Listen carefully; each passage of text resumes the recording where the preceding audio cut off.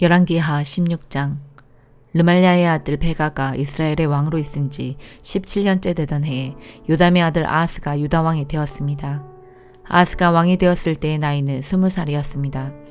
아하스는 예루살렘에서 16년 동안 다스렸습니다. 그는 그의 조상 다윗과 달리 여호와께서 보시기에 악한 일을 하였습니다. 아하스는 이스라엘 왕들이 행했던 죄의 길을 따라갔습니다. 그는 심지어 자기 아들까지도 불에 태워 제물로 바쳤습니다. 그는 여호와께서 이스라엘 백성 앞에서 쫓아내신 다른 나라들처럼 그들이 저질렀던 더러운 죄를 그대로 따라했습니다. 아하스는 산당과 언덕과 모든 푸른 나무 아래에서 제사를 지내고 향을 피웠습니다. 아람 왕 르신과 이스라엘 왕 르발랴의 아들 베가가 예루살렘을 치러 올라왔습니다. 그들은 아하스를 에워쌌으나 정복하지는 못했습니다.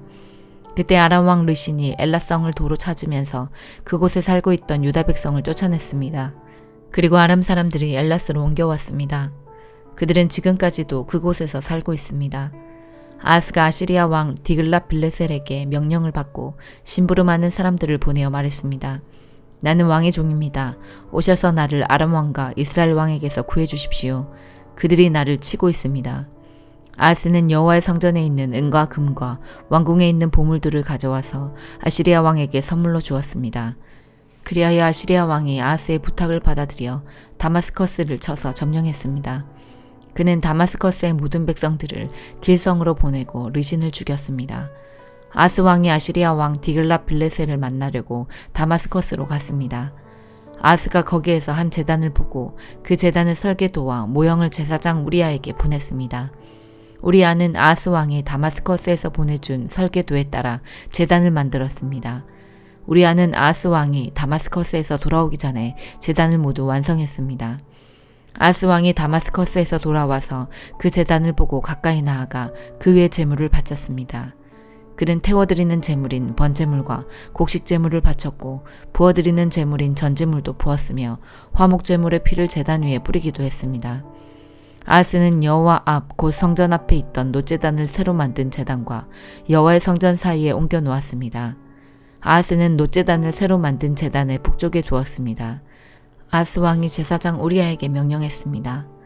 아침 번제물과 저녁의 곡식제물과 왕의 번제물과 곡식제물과 이 땅의 모든 백성의 번제물과 그들의 곡식제물과 그들의 전제물을 이 큰 제단 위에서 바치도록 하시오. 그리고 모든 번제물의 피와 희생제물의 피를 이 제단 위에 뿌리시오. 그러나 놋제단은 내가 여호와의 뜻을 여쭈어 볼 때만 쓰겠소. 제사장 우리아는 아하스가 명령한 대로 했습니다. 그 뒤 아하스 왕은 물을 운반할 수 있는 놋받침대에서 옆에 있던 널빤지를 떼어내고 위에 있던 놋대야도 뜯어냈습니다. 그는 놋황소 위에 놓여있던 바다라고 불리는 커다란 대야를 떼어내서 돌받침 위에 놓았습니다.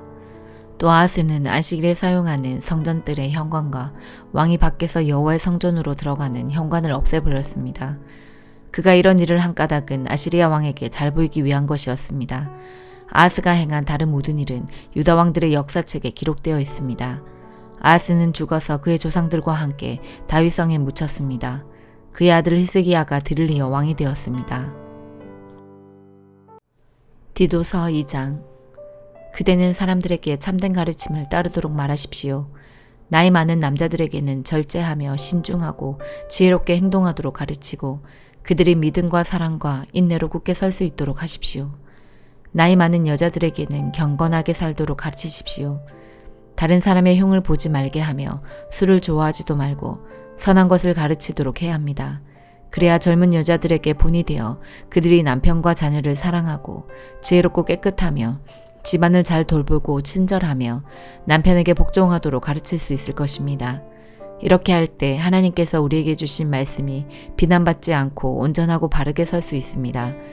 젊은 남자들에게도 지혜롭게 행동하라고 말하십시오. 그대는 선한 일을 하며 모든 면에서 그들에게 본을 보이고 정직하고 진지하게 가르치십시오. 진실하게 말해서 비난받지 않도록 하십시오. 그러면 우리를 반대하려는 사람들이 더 이상 반대하지 못하고 흠을 찾을 수도 없게 되어 오히려 그들 스스로가 부끄러워할 것입니다. 종들에게는 항상 주인에게 복종하도록 가르치십시오. 주인을 기쁘게 하고 주인과 말다툼하지 말며 주인의 물건을 훔치지 않도록 하십시오. 종들은 주인에게 자신이 믿을 만한 사람임을 보여주어야 합니다. 모든 일에 충성할 때 우리 구주 하나님의 좋으신 가르침을 널리 빛내게 될 것입니다. 우리는 이제 하나님의 은혜를 받았습니다. 그 은혜는 모든 사람을 구원하시는 하나님의 사랑입니다. 은혜를 받은 사람은 하나님을 대적하거나 세상 사람들을 따라 악한 일을 해서는 안 되며 하나님을 존경하고 따르며 신중하고 바르게 살아가는 모습을 보여주어야 합니다. 우리의 크신 하나님과 구주 예수 그리스도가 오실 그날까지 충성스럽게 살아갈 때 우리의 큰 소망 되신 예수님께서 영광 가운데 나타나실 것입니다. 예수님께서는 우리를 위해 자기 자신을 주셨습니다. 우리를 모든 악에서 구원하시고 깨끗하게 하셔서 선한 일을 하기에 힘쓰는 그의 백성이 되게 하시려고 우리를 대신해서 죽으셨던 것입니다. 사람들에게 이 모든 것을 널리 전하십시오. 그대는 그러한 권위를 가졌습니다. 그 권위로 사람들을 격려하고 가르쳐서 아무도 그대를 업신여기지 못하게 하십시오. 호세아 9장. 이스라엘아 기뻐하지 마라. 다른 나라들처럼 즐겁게 뛰놀지 마라. 너희는 너희 하나님을 떠나 못된 짓을 했으며 타작마당 위에 곡식을 좋아했다. 그 곡식을 우상이 준 것으로 믿어서 우상을 섬겼다. 그러나 백성이 먹을 곡식이 부족할 것이며 백성이 마실 포도주도 부족할 것이다. 그들은 여호와의 땅에 머물지 못할 것이다. 이스라엘은 이집트로 다시 돌아갈 것이며 아시리아에서 부정한 음식을 먹을 것이다. 이스라엘 백성이 여호와께 부어드리는 제사인 전제를 바치지 못할 것이며 그들의 희생제물이 여호와를 기쁘게 하지 못할 것이다. 그들의 제물은 초상집에서 먹는 음식처럼 부정하여 그것을 먹는 사람마다 부정해질 것이다. 그들의 음식은 허기진 배만을 채울 수 있을 뿐 여호와의 전에 바칠 제물은 되지 못한다. 명절이 돌아오면 너희가 무엇을 하겠느냐? 여호와의 절기가 되면 무엇을 하겠느냐? 백성이 멸망을 피해 달아난다 하더라도 이집트가 그들을 포로로 끌고 갈 것이요 그들이 높당에 묻히게 될 것이다. 그들의 금은 보화 위에 잡초가 자랄 것이며 그들의 집에 가시나무가 자랄 것이다. 이스라엘아, 이것을 알아두어라. 심판의 때가 이르고 네 죄값을 치를 때가 왔다. 너희의 죄가 너무 많고 미움이 너무 커서 너희는 예언자를 바보라고 생각하고 하나님의 영을 받은 사람을 미쳤다고 말한다. 예언자는 나의 하나님을 위해 에브라임을 지키는 파수꾼이었지만 그가 가는 모든 길에 덫이 놓여 있었고 하나님의 집에서조차도 예언자에게 증오를 품었다.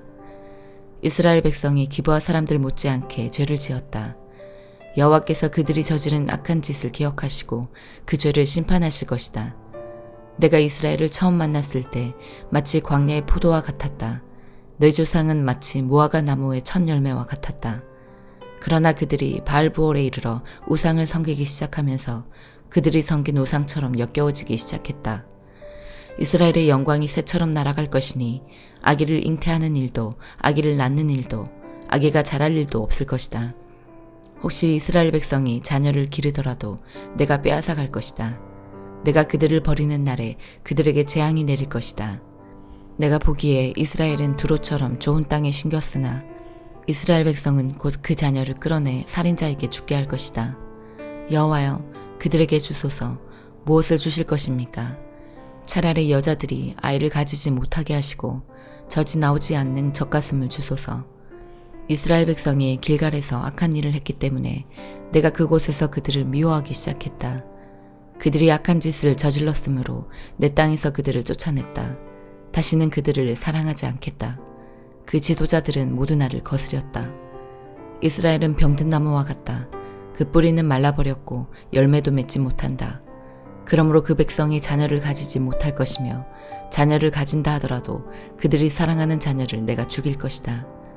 백성이 하나님의 말씀을 듣지 않으니 나의 하나님이 그들을 저버리실 것이다. 그들이 나라들 가운데서 떠돌게 될 것이다. 시편 126편.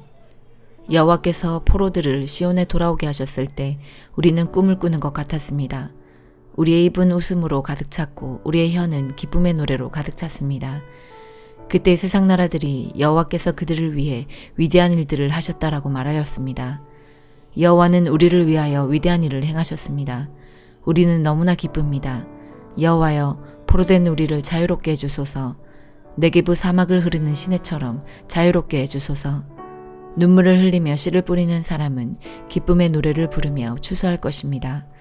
울며 씨를 뿌리러 나가는 사람은 기뻐 노래하며 추수단을 들고 돌아올 것입니다. 시편 127편. 여호와께서 집을 짓지 않으시면 집 짓는 자들의 수고가 헛됩니다. 여호와께서 성을 지키지 않으시면 경비병들의 보초가 헛됩니다. 헛되이 일찍 일어나고 늦게까지 일할 뿐입니다. 먹을 음식을 위해 수고할 뿐입니다. 그러므로 여호와께서는 그의 사랑하는 자들이 편하게 잠을 잘 수 있도록 하십니다. 아들들은 여호와께로부터 온 상속이며 자녀들은 여호와께서 주신 상급입니다. 젊어서 낳은 아들은 무사의 손에 있는 화살과 같습니다. 화살통에 화살이 가득 차 있는 사람은 복 있는 사람입니다. 그들이 성문에서 원수들과 다툴 때에 부끄러움을 당하지 않을 것입니다. 시편 128편. 여호와를 공경하고 두려워하는 자는 복 있는 사람입니다.